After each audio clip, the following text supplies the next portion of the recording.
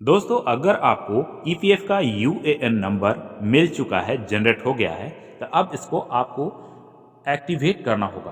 तो एक्टिवेट करने के लिए आप गूगल में आएं और गूगल में आकर ईपीएफओ लिखें और इसे सर्च करें। सर्च करने के बाद यहाँ जो फर्स्ट ऑप्शन आपको दिखेगा एम्प्लॉई प्रोविडेंट फंड, आपको इसी में टच करना है, इसी को ओपन करना है।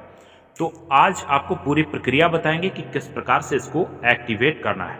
तो चलिए इसे हम ओपन करते हैं। ओपन करने के बाद आपके सामने बहुत सारा ऑप्शन आएगा। तो अब इसको आप यहाँ इस प्रकार से स्क्रॉल करेंगे और यहाँ पे आप देखेंगे केवाईसी अपडेशन मेंबर। तो अब केवाईसी अपडेशन मेंबर में हम इसे ओपन करते हैं। ओपन करने के बाद फिर से बहुत सारा ऑप्शन आता है। तो यहाँ सामने में जो एक पॉपअप आता है, इसे हमें कट कर देना होगा। ये जो सामने आपका पॉपअप है, इसे कट कर दीजिए। कट करने के बाद नीचे की ओर आप आएंगे तो यहाँ आप देखेंगे सामने में आपका एक्टिवेट करने के लिए, आपके यूएएन नंबर को एक्टिवेट करने के लिए यहाँ पे ऑप्शन दे दिया गया है, एक्टिवेट यूएएन। तो इसी एक्टिवेट यूएएन को हम ओपन करते हैं।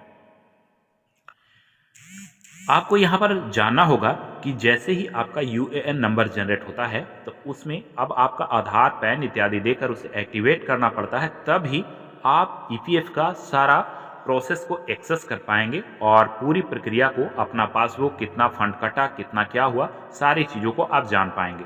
तो यहाँ एक्टिवेट यूएएन पर क्लिक करके इसे ओपन कीजिए। चलिए हम इसे ओपन करते हैं। ओपन करने के बाद फिर से बहुत सारा ऑप्शन यहाँ सामने आता है, आप देख रहे होंगे। यहाँ पे आपको सब फिल करना है। आपका जो यूएएन नंबर मिला है, यहाँ यूएएन नंबर एंटर करेंगे। उसके बाद यहाँ पे आधार नंबर एंटर करेंगे। आधार कार्ड में जो सही सही नाम है यहाँ एंटर करेंगे। आधार कार्ड में जो डेट ऑफ बर्थ दर्ज है वो यहाँ एंटर करेंगे। उसके बाद जो लिंक है आपका आधार से मोबाइल नंबर, उसे यहाँ फिल करेंगे। उसके बाद ये कैप्चा जो ऊपर में दिया हुआ है, इसे यहाँ पर फिल करके यहाँ पे एग्री पे क्लिक करेंगे। यहाँ ये टिक चेक बॉक्स को क्लिक करेंगे। चलिए हम इसे फिल करके दिखाते हैं। तो आप यहाँ पर देख सकते हैं कि हमने पूरी तरीके से अच्छे सही मिलान करके यहाँ पे पूरे डिटेल को फिल कर लिया है। अब यहाँ पे चेक बॉक्स है, इसे हम टिक करके आपके सामने जो गेट ऑथराइजेशन पिन है, इस पे क्लिक करेंगे। तो चलिए गेट ऑथराइजेशन पिन पे हम क्लिक करते हैं। लोडिंग आएगा और उसके बाद ओटीपी आपके मोबाइल नंबर पर सेंड कर दिया जाएगा। तो हमारे पास ओटीपी आ चुका है। अब उस ओटीपी को यहाँ पे हमें एंटर करना है। आप यहाँ पर देखेंगे कि यहाँ पे ओटीपी एंटर करने के लिए यहाँ पे दिखाया गया है और पूरा डिटेल यहाँ जो हमने फिल किया था वो सब यहाँ शो हो रहा है। चलिए ओटीपी को एंटर करके इसे आगे बढ़ते हैं। हमने ओटीपी को यहाँ पे एंटर कर लिया है। अब यहाँ सामने में validate OTP and activate UAN पे क्लिक करेंगे तो हमारा यूएएन नंबर एक्टिवेट हो जाएगा और आगे उसका प्रोसेस आपको बताते हैं। तो चलिए हम इसे क्लिक करते हैं। लोडिंग आएगा और उसके बाद कुछ समय में ही हमारे सामने ईपीएफओ की तरफ से एक मैसेज आ जाएगा और उससे पहले यहाँ पर हमें एक नोटिफिकेशन दिखाता है जिसमें स्पष्ट रूप से दिखाता है कि your UAN has been activated successfully and send default password has been send to your registered mobile number. अर्थात हमारे रजिस्टर्ड मोबाइल नंबर पे हमारा यूएएन नंबर के साथ एक पासवर्ड भी ईपीएफओ ऑफिशियल वेबसाइट की तरफ से सेंड कर दिया गया है। तो चलिए उस मैसेज को ओपन करते हैं। तो हमने अपना मैसेज बॉक्स में पासवर्ड और ईपीएफओ नंबर, यूएएन नंबर देख लिया है। अब फिर से बैक बटन पे क्लिक करते हैं। प्रोसेस आप समझ गए होंगे। अब बैक पे आकर के अपना जो यूएएन नंबर और पासवर्ड है उसके आधार पर अब उसे लॉगिन कर लेते हैं। यहाँ चलिए बैक में आइए। अब बैक में आने के बाद आप यहाँ पर देखेंगे कि फिर से आपके सामने ऐसा इंटरफेस आया है जिसमें यहाँ पे UAN नंबर डालना है और जो पासवर्ड आपको सेंड किया गया है अभी यहाँ पे उस पासवर्ड को यहाँ पे डालकर साइन इन पे क्लिक करना है। तो चलिए इस पे हम देखते हैं। तो हमने यहाँ पर अब UAN नंबर, पासवर्ड और कैप्चा फिल कर लिया है। अब साइन इन पे क्लिक करेंगे। साइन इन पे क्लिक करते ही कुछ समय वेट करें। उसके बाद फिर से हमारा मोबाइल नंबर पर एक OTP चला जाएगा जिसे यहाँ पे फिल करना होगा। तो यहाँ पे हमने OTP और कैप्चा को फिर से फिल कर लिया है। अब सबमिट बटन पे क्लिक करते हैं।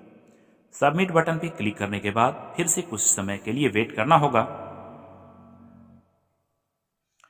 अब आप देखेंगे कि कुछ प्रोसेसिंग होगा और उसके बाद यहाँ पे आपके सामने कुछ एक और ऑप्शन ओपन हो जाता है जिसमें अब आपको नया पासवर्ड फिर से बनाने के लिए कहता है। जैसा कि अभी सिस्टम जनरेट पासवर्ड आपको दिया गया था, उसके आधार पे अब आपको नया पासवर्ड एंटर करना है, बनाना है। तो यहाँ पे ओल्ड पासवर्ड जो मिला है उसे एंटर करें।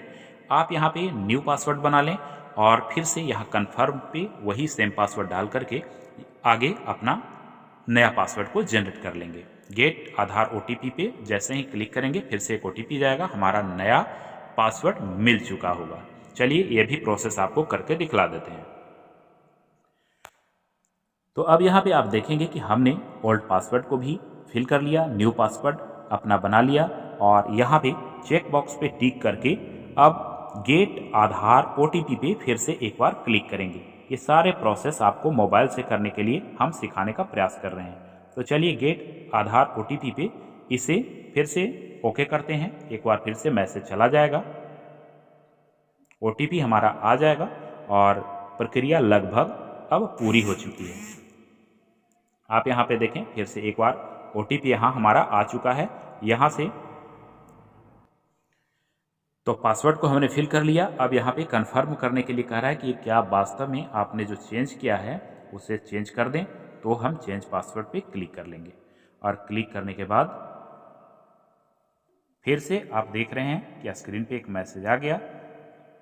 वो मैसेज में हमारा पासवर्ड को चेंज कर दिया गया है।